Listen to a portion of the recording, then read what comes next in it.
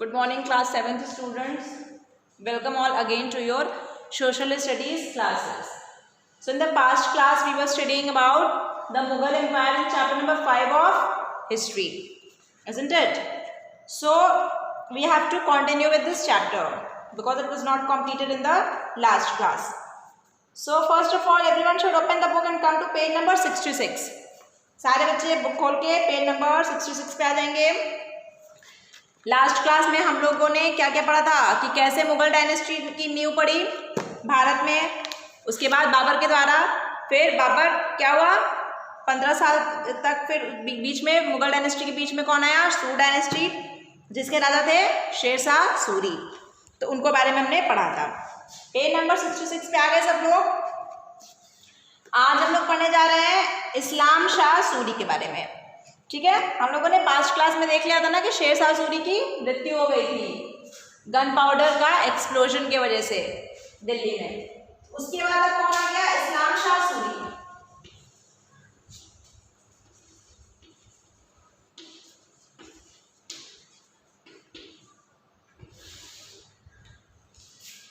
चलो इनका कार्यकाल क्या है, 1545 to 1554 AD. In 1545 AD, after Sher Shah's death, his son Jalal Khan ascended the throne with the title of Islam Shah Suri.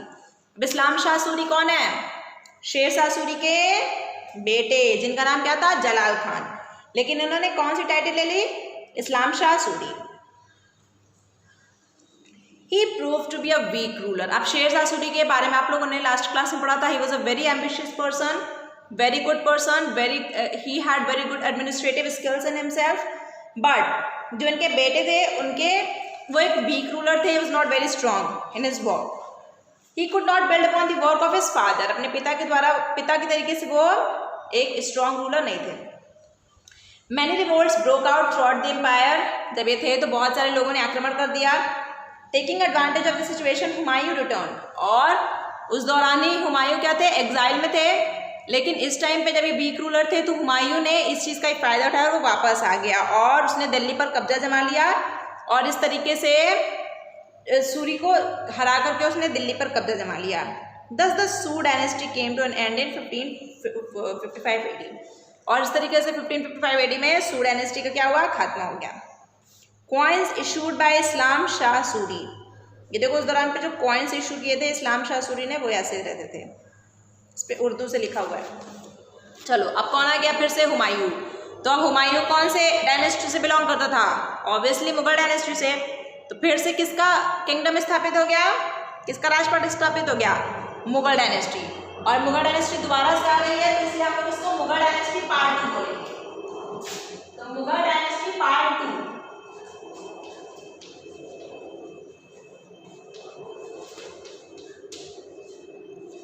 चलो second time जब भी आ रही क्या क्या हुआ भाई.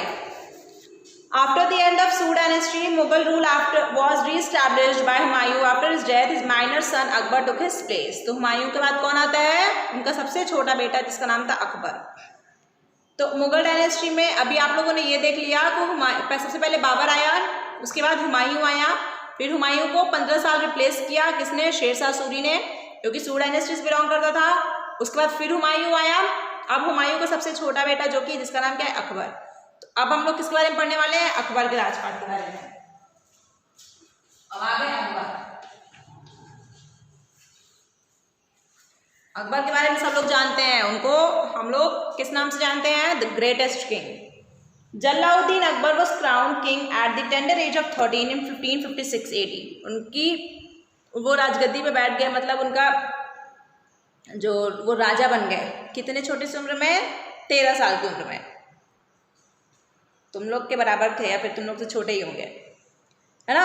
1556 AD में the task of conquest and consolidation of the empire was incomplete due to his father's untimely death. तो जो राजपाट बढ़ाने की जो बात थी, जिसको जो दिमाग में था हुमायूं के, वो सब उनका सपना अधूरा रह गया क्योंकि वो उनकी मृत्यु हो गई थी, है ना. तो इसलिए 13 साल की उम्र में अकबर को राजगद्दी संभालना पड़ा. After 4 years of tutelage as Under his regent Bairam Khan, who was one of the Humayun's trusted officers, Akbar began to free himself from the influence of his overbearing ministers and relied upon his own capabilities regarding the affairs of the state. अब 13 साल का बच्चा क्या राजपाट चलाएगा, है ना, अभी तो बहुत छोटे थे वो। लेकिन जब 3 साल बीत गया, जब वो 16 साल के हुए, तो उन्होंने क्या किया, जो बैरम खान थे उनके बहुत ही सपोर्टिव पर्सन थे वो।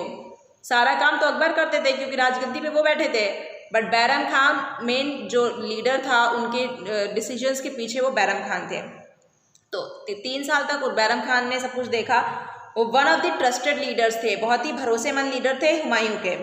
उसके बाद क्या हुआ, जब बड़े हो गए, जब 16 साल के हो गए जलालुद्दीन अकबर, तो उन्होंने अपनी चीज़ों को वो इम्प्लीमेंट करने लगे स्टेट अफेयर्स में। He worked hard to implement his administrative policies which formed the backbone of the Mughal Empire, और administrative policies जो कि रीढ़ की हड्डी, बैकबोन मतलब दैट मीन्स बेस बनी मुगल एम्पायर की, वो सारी इन्होंने ही इम्प्लीमेंट की। He adopted the policy of conquest and annexation to expand and consolidate the empire, कि क्या करते थे, ये एम्पायर दैट मीन्स पूरे एम्पायर पे ये युद्ध छेड़ देते थे और उस पर कब्जा जमा लेते थे। He built a large empire which provided India with 200 years of political stability after him. इन्होंने इतनी बड़ी अपना जो राजपाट था, इन्होंने इतना बड़ा कर दिया, इतना बढ़ा दिया कि 200 साल तक पॉलिटिकल इंस्टेबिलिटी आनी ही नहीं थी, मतलब इन्हीं का ही राजपाट चलना था। A detailed description of Akbar's reign is given in the case study. Akbar के कार्यकाल के दौरान क्या क्या चीज़ें घटित हुई, है ना, उनको हम लोग क्यों ग्रेटेस्ट किंग कहते हैं, उसको हम लोग अभी केस स्टडी में पढ़ेंगे एंड ऑफ द चैप्टर। अभी इतना समझो कि अब कौन आ गया, जहांगीर। अकबर के बाद कौन आया, जहांगीर।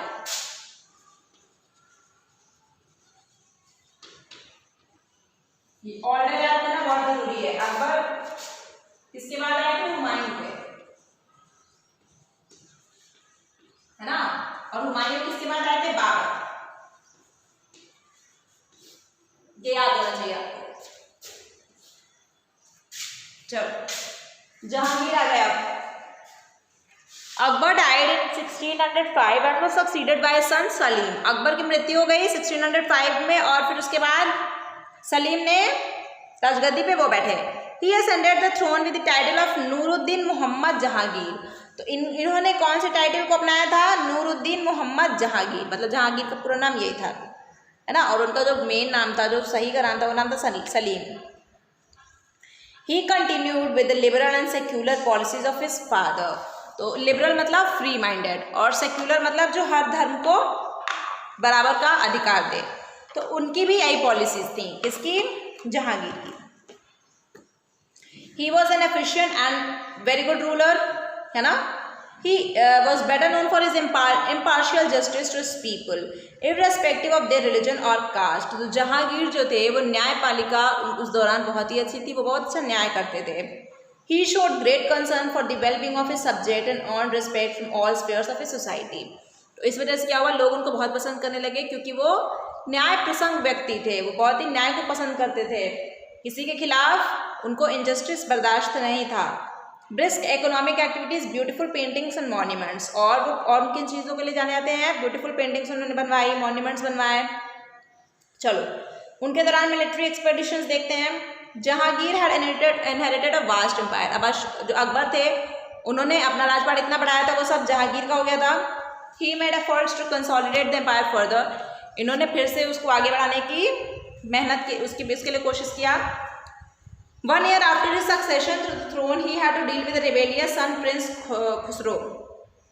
अब इन्होंने जैसे ही वो राजगद्दी पे बैठे, उसके 1 साल के बाद इनको रेबेलियस सन, इनका ही बेटा जिसका नाम था प्रिंस खुसरो, उसी से इनको लड़ना पड़ा। ही सप्रेस्ड दिस रिबेलियन, बट इन्होंने क्या किया, इस रिबेलियन को सप्रेस कर दिया, रोक दिया। He also established control over Awadh and Bengal. One of the important political triumphs of his reign was the submission of Rana Amar Singh of Mewar in 1580. So जो सबसे इम्पॉर्टेंट इनके टाइम पे सबमिशन हुआ, मतलब जो हारे जो व्यक्ति, वो कौन थे, राणा अमर सिंह, जो कि मेवाड़ के थे। Following his father's policy, he allowed the Rana to rule over his territories on the condition that he would remain loyal to the Mughal emperor. और इनके पिता जैसा चाहते थे, इन्होंने क्या किया, राणा को ये बोला कि आप अपनी जो भी आपकी टेरिटरी है आप उस पर रूल करो, बट हमारे साथ आप लॉयल रहोगे, हमारे साथ आप फेथफुल रहोगे। फेथफुल माने ट्रस्टवर्दी रहोगे, ट्रस्टवर्दी मतलब भरोसा हमारे साथ आप कायम रखोगे। In 1620 he captured the Kangra fort after a long siege. Jahangir tried to establish Mughal rule in the Deccan. अब मुगल रूल को उन्होंने डेक्कन में भी establish करने की कोशिश की। डेक्कन मतलब साउथ में। 14 और 15 सेंचुरी जब चैप्टर नंबर 4 में पढ़ा था, Deccan region. The Mughal army captured Ahmednagar fort. Mughal army ने अहमदनगर फोर्ट पे कैप्चर कर लिया, उस पर कब्जा जमाया। But they could conquer only small part of Ahmednagar, but बहुत छोटी सी पार्ट उन्होंने उस पर ही उन्होंने कब्जा जमाया था। They had to face stiff resistance from Malik Ambar, the military commander of the Ahmadnagar army. तो मिलिट्री कमांडर जो थे अहमदनगर आर्मी के, जिनका नाम था मालिक अंबर, उन्होंने क्या किया, इसके खिलाफ उन्होंने इसको रोक दिया, इनको ज़्यादा उन्होंने अहमदनगर पर उन्होंने कब्जा पूरी तरीके से नहीं जमाने दिया। देखो Ahmednagar fort. He did not let them conquer more territories in the Deccan. Kandahar had built a part of the Mughal Empire since 1595, but in 1622 the territory passed back into the hands of the Shah of Persia when Jahangir's son Khurram rebelled and defied his father's order to fight the Shah of Persia. It was a major loss to the Mughal Empire because several trading routes between India and West Asia passed through this territory. तो क्या हुआ, जो खानदार था, जो कि Mughal empire का part था, Mughal empire के कब्जे में था 1595 तक, लेकिन 1622 में क्या हुआ था, ये किसके हाथों में चला गया, शाह जो कि पर्शिया के थे, वहाँ चला गया उनके हाथों में। कैसे चला गया, when Jahangir son Khurram rebel, Jahangir के बेटे खुर्रम ने क्या किया, उन्होंने खुद ही रिबेल कर दिया, खुद ही युद्ध छेड़ दिया। And they fight his father's order to fight the shah of Persia, और अपने पिता का जब उन्होंने ऑर्डर किया कि आप शाह ऑफ पर्शिया से लड़ो, उन्होंने लड़ने से इनकार कर दिया। तो फिर क्या हुआ, उनके हाथों से चला गया ये। Another loss to the Mughals was the alienation of the Sikh community. Another loss था मुगल्स का, उन्होंने क्या किया, जो एलिनेशन मतलब सिख कम्युनिटी को कोई भी उन्होंने दर्जा नहीं दिया, इसका इसका भी भरपाई करना पड़ा। Sikhs were deeply hurt by the martyrdom of Guru Arjan Dev, who had been executed by the emperor for giving shelter to the rebellious prince Khusro. अब गुरु अर्जुन देव ने क्या किया था, उन्होंने जो रेबेलियस प्रिंस था, जो कि जहांगीर का ही बेटा था प्रिंस खुसरो, उसको उन्होंने क्या किया था, शेल्टर दिया था, अपने शरण में ले लिया था। और इसके वजह से जो मुगल एम्पायर थी उनसे क्या हो गए, मुगल्स गुस्सा हो गए, और इस वजह से सिख्स को उन्होंने दंडित किया। This gave rise to a long conflict between the Mughals and the Sikhs. और फिर यहाँ से क्या हो जाता है, मुगल्स और सिख्स के बीच में बहुत ही ज़्यादा लड़ाई छिड़ जाती है। Arrival of the Europeans, many European travellers began to came to India during Jahangir's reign. तो बहुत यूरोपियन ट्रैवलर्स आए। Jahangir granted trading rights to the Portuguese and later to the English. तो जहांगीर ने ट्रेडिंग राइट्स दे दी, मतलब व्यापार करने की सहमति दे दी, किसको, पोर्टुगीज को। तो सबसे पहले, इसीलिए हम लोग जब भी क्वेश्चन उठता है कि कौन सबसे पहले आए भारत में व्यापार करने के लिए, तो वो कौन थे, पोर्टुगीज। और उसके बाद इंग्लिश को भी इन्होंने सहमति दे दी। In 1608, Captain William Hawkins, a representative of the East India Company, visited the court of Jahangir. देखो यहीं से फिर धीरे धीरे जब मुगल डायनेस्टी खत्म होगी तो फिर किसका राज शुरू हो जाएगा, अंग्रेजों का, ब्रिटिश रूलर्स का। तभी तो फिर उसके बाद हमें क्या मिलेगी, इंडिपेंडेंस। तो देखो हमारे भारत पे कौन कौन रूल किया है। In 1680, Captain William Hawkins, a representative of the East India Company, visited the court of Jahangir. तो 1680 में कौन आया भाई, कैप्टन विलियम हॉकिंस, जो कि एक रिप्रेजेंटेटिव थे इसके ईस्ट इंडिया कंपनी के, वो जहांगीर के कोर्ट में आए। द नेक्स्ट इंग्लिश ट्रैवलर, जिनका नाम था सर थॉमस रॉ। ये सारे नेम्स बहुत इंपॉर्टेंट है, इसको सब अंडरलाइन करके चलेंगे। ईस्ट इंडिया कंपनी के कौन आए थे रिप्रेजेंटेटिव, विलियम हॉकिंस, हर जगह very important. Sir Thomas raw who visited the emperor's court as the ambassador of King James I of England. King James I थे जो कि इंग्लैंड के एम्परर थे, वहाँ के एम्बेसडर थे, वो आए। सर थॉमस रॉ जो थे उनका नाम था। Jahangir granted several trading facilities to the English and they set up their first trading post at Surat in Gujarat. Very important, सारी चीज़ बहुत अंडरलाइन करिएगा सारी चीज़ों को। जहांगीर ने बहुत सारे व्यापार की जो रूल्स थे उन्होंने बहुत सारी सहमति दे दी कि आप व्यापार करो या भारत में। और सबसे पहला ट्रेडिंग पोर्ट जो उन्होंने डेवलप किया वो कहाँ पे किया, सूरत गुजरात में। बहुत इंपॉर्टेंट है, याद कर लेंगे सब लोग, सूरत अभी गुजरात में।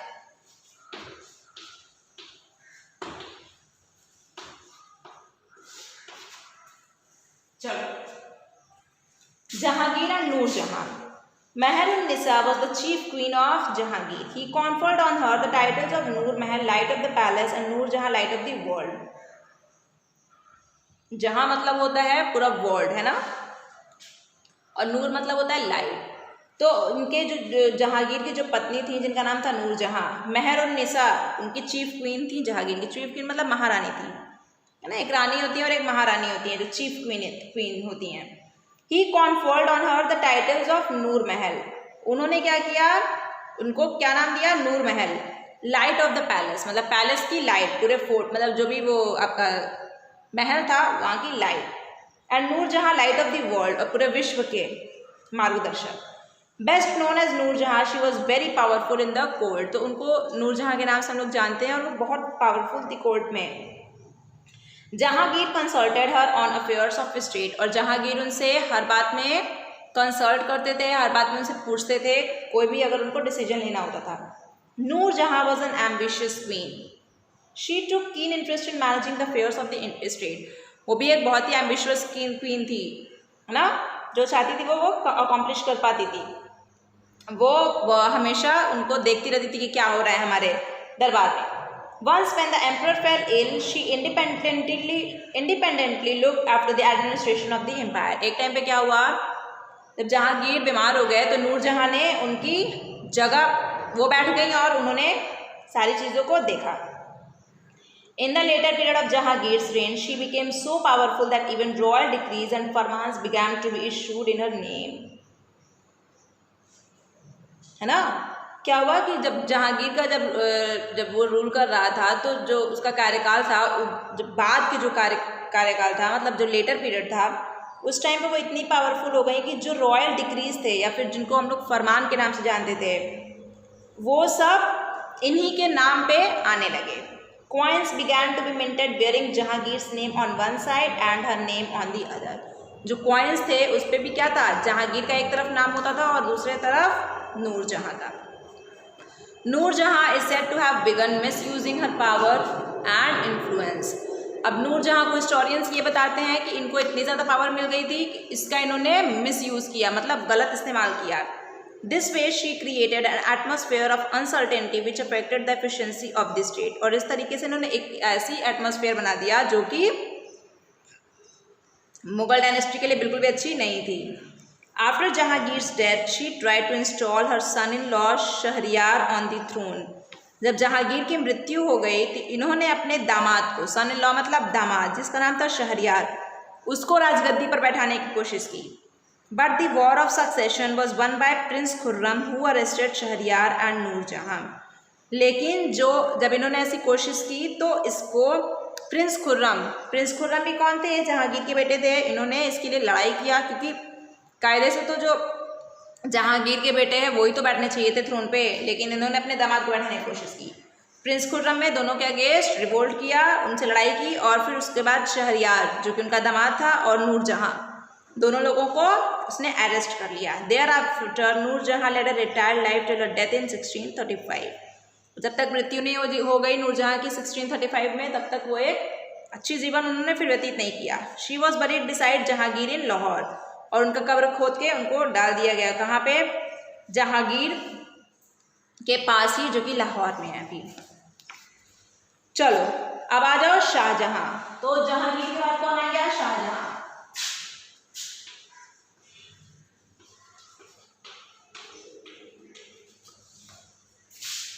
ये सारे मुगल डायनेस्टी के बारे में आप लोगों ने पहले के भी आप क्लासेस में पढ़े होंगे आप लोग, बट याद रखना इज़ वेरी इंपॉर्टेंट। ये नेम्स जो है ना लाइन वाइज याद रहना चाहिए आपको, बाबर, हुमायूं, अकबर, जहांगीर, फिर Shahjahan.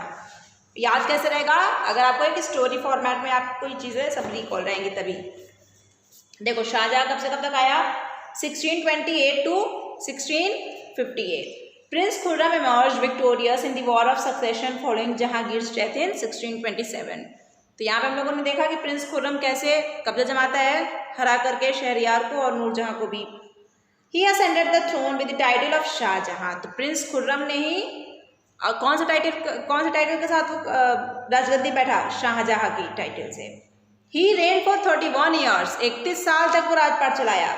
And try to bring peace and prosperity to the empire, और उसने क्या किया, पीस, शांति और प्रोस्पैरिटी अपने एम्पायर में वो लाना चाहा। His rain was full of different activities. अब देखो शाहजहाँ के बारे में सब लोग जानते हैं, वो उन्होंने बहुत सारे मॉन्यूमेंट्स बनवाए इंक्लूडिंग ताजमहल एंड ऑल। चलो मिलिट्री कैंपेन्स में क्या क्या था। Shahjahan had to face several revolts which he crushed successfully. Shahjahan को भी बहुत सारे रिवोल्ट्स को फेस करने पड़े। रिवोल्ट्स मतलब बहुत सारे दुश्मन उनके सामने खड़े हो गए जिन्होंने युद्ध छेड़ दिया, लेकिन उन्होंने सारे युद्ध को क्रश कर दिया। क्रश मतलब सारे युद्धों को उन्होंने हटा दिया सामने से, और वो भी बहुत successfully.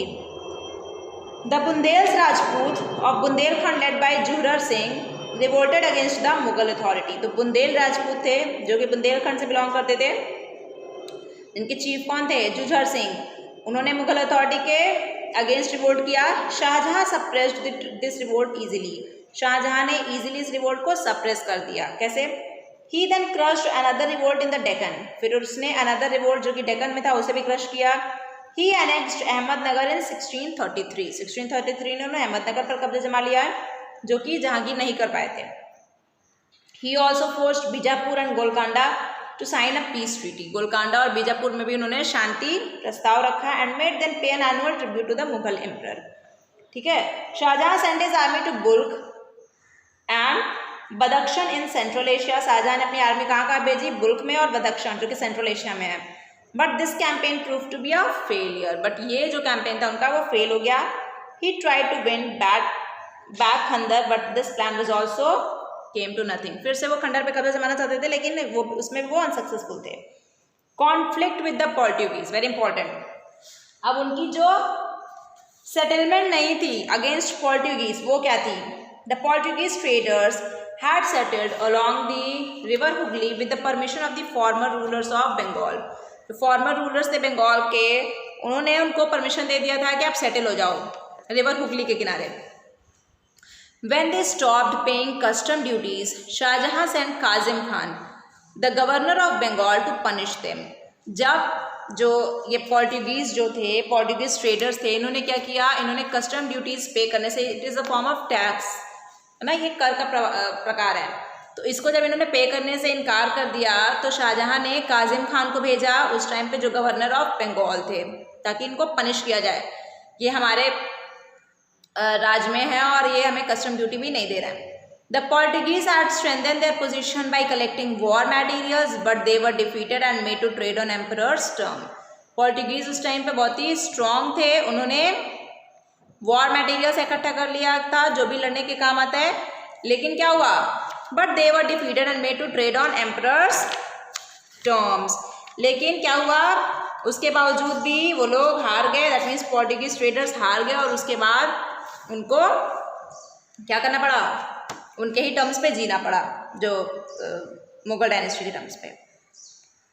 History reveals the construction of the Taj Mahal began इन 1631। अब ताजमहल के बारे में देखो क्या बताती है हिस्ट्री। कंस्ट्रक्शन बनाना कब शुरू हो गया ताजमहल को? 1631 में। Design by the Iranian architect Ustad Isa, very important. Taj Mahal को किसने डिजाइन किया? ईरान के आर्किटेक्ट जिसका नाम था उस्ताद ईसा। उस्ताद ईसा। ताजमहल के बारे में बहुत सारी चीज़ें पढ़ चुके होंगे, 7 वंडर्स ऑफ वर्ल्ड में भी आता है ना, लेकिन आपको ये नहीं पता होगा कि किसने आर्किटेक्ट बनाया उसका, तो याद कर लेना, Ustad Isa. The construction of the Taj was completed in 22 years. ये भी इंपॉर्टेंट है, कितने साल में बन के रेडी हुआ? 22 साल में। अब ये बताओगे कि हमको इसी वीडियो के नीचे कमेंट करके बताओगे कि कब बन के रेडी हुआ। 1631 में शुरू हुआ, 22 साल बाद रेडी हो रहा है, तो कौन सा सन बन के तैयार हुआ? 20,000 people were employed for its construction. ये सारे फैक्ट्स बहुत इंपॉर्टेंट है। 20,000 लोगों को ताजमहल बनाने के लिए एम्प्लॉय किया गया था, उनको नौकरी दी गई थी। चलो अब देखोगे कि शाहजहाँ के कार्यकाल के दौरान वेलफेयर वर्क क्या था। वेलफेयर वर्क मतलब लोगों के लिए वो क्या क्या करता था, है ना। ड्यूरिंग शाहजहाँ's reign there were no foreign threats. Shahjahan का जब कार्यकाल था तो उस टाइम पे कोई भी फॉरेन थ्रेट नहीं था, मतलब जो बाहरी लोग थे, बाहर के व्यक्ति थे, वो लोग आक्रमण नहीं कर पाते थे। This allowed the emperor to devote time for maintaining peace and prosperity. इस वजह से शाहजहाँ का जो मेन मुद्दा था कि पीस और प्रोस्पेरिटी कैसे किंगडम में कंट्रोल किया जाए, उस पर वो ध्यान दे पाता था। उसने भी रोड बनाए, कैनाल्स बनाए, सराइज बनाई, जो कि वेलफेयर फॉर द पब्लिक था obviously. Lot of revenue flowed into the treasury due to flourishing trade and commerce and high yielding agricultural lands. तो इनके दौरान जो था वो बहुत प्रोस्पेरिटी हुआ, बहुत सारा एग्रीकल्चरल लैंड्स जो था वहाँ से बहुत सी एग्रीकल्चर होती थी और इस वजह से इनकम भी जनरेट होता था। He carried out a lot of relief work when some parts of the country faced famine and plague। और उस टाइम पे जब कहीं कहीं पर प्लेग हो गया, ये प्लेग बीमारी है, फेमाइन मतलब भूखमरी आ गई, तो इन्होंने बहुत सारा सहयोग भी प्रदान किया। Golden age of the Mughal period. अब गोल्डन एज मतलब वो दौर मुगल पीरियड का जो कि बहुत ही अच्छा था। Shahjahan was a firm and capable ruler. Shahjahan एक बहुत ही अच्छे रूलर थे। According to François burner the writer of travels in the Mughal empire. अब ये फ्रेंकोइस बर्नर जो है is a very good writer, है ना। इन्होंने क्या लिखा है, travels in the Mughal empire, उस टाइम पे इन्होंने लिखा था। और उसमें क्या बताया इन्होंने, Shahjahan ruled as a father over his family. Shahjahan को इन्होंने बताया है कि ये एक पिता के तरीके से अपनी फैमिली पर इन्होंने रूल किया। He gave importance to even the minutest details of his administration and military expeditions. ये छोटी सी छोटी चीज़ों पर भी बहुत ही ध्यान देते थे। जिस प्रकार से पिता अपने घर में क्या करते हैं, वो छोटी चीज़ों की ध्यान देते हैं ना, कि हाँ चीज़ें हो रही हैं कि नहीं, बच्चों पे ध्यान देते हैं, सब फैमिली मेम्बर्स पे ध्यान देते हैं, उस तरीके से इन्होंने अपने टेरिटरी पे ध्यान दिया। He continued with Akbar's administrative system. इन्होंने अकबर का जो एडमिनिस्ट्रेटिव सिस्टम था उसी के साथ ये चले। According to many European travelers, there were peace and prosperity in the empire, though famines occurred frequently in the country। उस टाइम पे भूखमरी बहुत जल्दी आ जाया करती थी, लेकिन पीस एंड प्रोस्पेरिटी बहुत था इनके दौरान में। He was a patron of art and learning। वो एक पेट्रन थे, आर्ट और लर्निंग उनको बहुत पसंद था। एंड स्पेशली आर्किटेक्चर, और सबसे ज़्यादा आर्किटेक्चर। तो बहुत बिगेस्ट एग्जाम्पल ताजमहल है, जो कि उनके कार्यकाल के दौरान बनाया गया था। देखो, Taj Mahal is the finest example of Mughal architecture of his period. तो शाहजहाँ के दौरान ही ताजमहल बना, तो इसी से पता चलता है कि वो आर्किटेक्ट को कितना पसंद करते थे। He build it in the memory of his wife Mumtaz Begum. सबको पता है मुमताज बेगम की याद में उन्होंने बनवाया था, जो कि उनकी वाइफ थी। Many historians refer to this period as the golden age of the Mughal period. तो शाहजहाँ के कार्यकाल को ही हम लोग golden age of the Mughal period कहते हैं। एवरीथिंग टू रिमेंबर, सारी चीज़ें यहाँ पे याद करने लायक हैं। चलो, war of succession. The Mughal dynasty lacked a clear law of succession. अब यहाँ से मुगल डायनेस्टी क्या हो गई, जो सक्सेसर्स आए, मतलब जो नीचे की पीढ़ी आई वो अच्छी नहीं थी। Therefore, the death of an emperor was usually followed by a war of succession. In Shahjahan's case, a war of succession began even before his death among his 4 sons। अब शाहजहाँ के जो 4 बेटे थे, उनके बीच में आपस में युद्ध होने लगा कि हम राजा बनेंगे, जिनका नाम था दारा, शुजा, मुराद और औरंगजेब। और इसमें सबसे खतरनाक जिसको कहा जाता है वो कौन था, औरंगजेब। इसीलिए वही आया सबको हरा करके। Aurangzeb defeated his brothers in 1658 and made his father Shahjahan a virtual prisoner at the Agra fort where he died in 1666। Aurangzeb उन्हीं का बेटा था, किसका, शाहजहाँ का। कौन आएगा, औरंगजेब। तो शाहजहाँ के बाद कौन आएगा, औरंगजेब।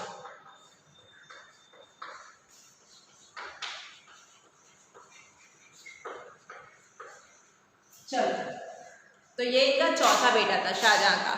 कितना खतरनाक था ये, इसने क्या किया, अपने तो भाइयों को पहले तो हरा दिया, उसके बाद खुद कब्जा जमा लिया, है ना, राजगद्दी पे। और अपने पिता के साथ भी इसने बहुत बुरा किया। उसने क्या किया, अपने पिता को एक जेल में बंद करवा दिया कैदी की तरीके से। फिर शाहजहाँ की मृत्यु होती है 1666 AD में, 1666 में। हाँ, मतलब वो कितना वो, अब आप लोग इसके बारे में थोड़ा सा ज़्यादा पढ़ोगे कि कैसे शाहजहाँ रहते थे, तो आप लोग जाओगे यूट्यूब पे देखोगे कि कैसे रखा था औरंगजेब ने शाहजहाँ को जेल में, तो आप लोगों को थोड़ा ज़्यादा पढ़ने को पता चलेगा।